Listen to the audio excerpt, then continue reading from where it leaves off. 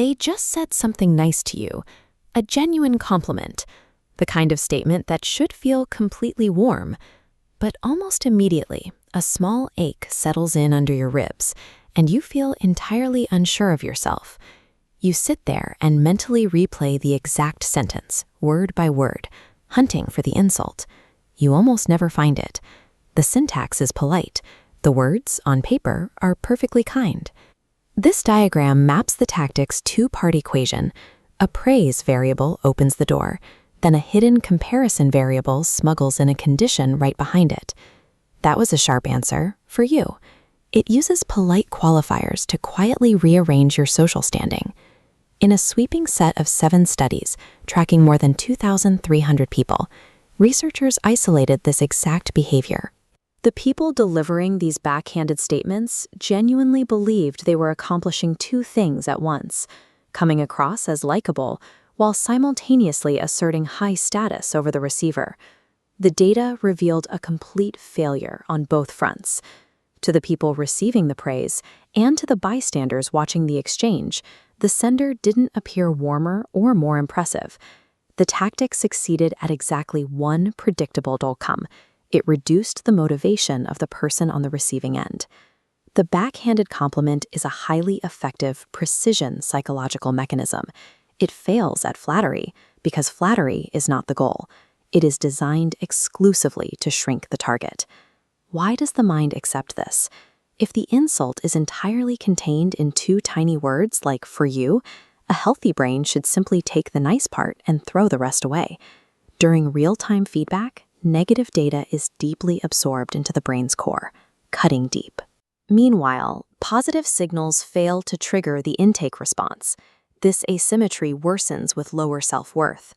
Positive signals deflect completely off the insecure core, blocking praise while absorbing criticism twice over. Manipulators reach instinctively for the parts of you that are already tender, your intelligence, your appearance. They find the soft tissue where doubt already lives, ensuring your own nervous system does the heavy lifting of pushing the anxiety deeper. They don't need to overpower you. They merely supply a small splinter, step back, and let a hardwired biological processing glitch tear down your confidence from the inside. Anyone can have a bad moment and deliver a clumsy remark. The real threat emerges when someone observes this glitch in your processing and repeats the tactic over weeks and months. The trap relies on alternating temperatures. One day you receive warm, genuine praise. The next day you receive a cool look and a buried comparison. You can never predict which version of the person is going to show up. Look at this behavioral timeline graphing effort against a randomized sequence of inputs. When a reward arrives on an unpredictable schedule, it triggers a mechanism called intermittent reinforcement.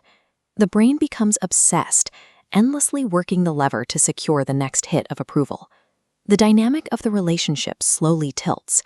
What began as a pleasant bonus, enjoying someone's approval, devolves into a state of permanent anxiety, where you constantly work to earn back a basic kindness that used to be given freely. The objective of the machine is the total relocation of your sense of self-worth. It removes your validation from your own mind and places it directly into the manipulator's hands, where they dictate the daily supply. There is a final lid designed to keep you trapped in the cycle: plausible deniability. This typographic breakdown illustrates the semantic trap. On the surface sits the literal dictionary definition of a phrase like, "You look great for your age," but resting right underneath is an aggressive subtext. If you call out the hostility, the manipulator immediately retreats to the literal definition, leaving you with no technical grounds for your complaint. You enter the conversation with a valid grievance, and you leave apologizing for being overly sensitive.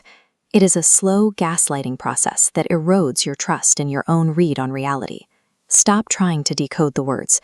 You will lose that game every time, because the sentences are specifically engineered to survive inspection. Instead, track the physical residue left behind in your body the moment the conversation ends.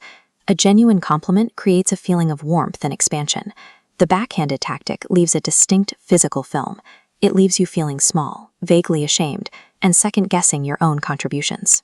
By recognizing that physical smallness as a deliberate mechanical move being played on you, and not an accurate reflection of your actual value, the tactic instantly breaks. You stop arguing the dictionary definitions, and your center of gravity permanently returns to you.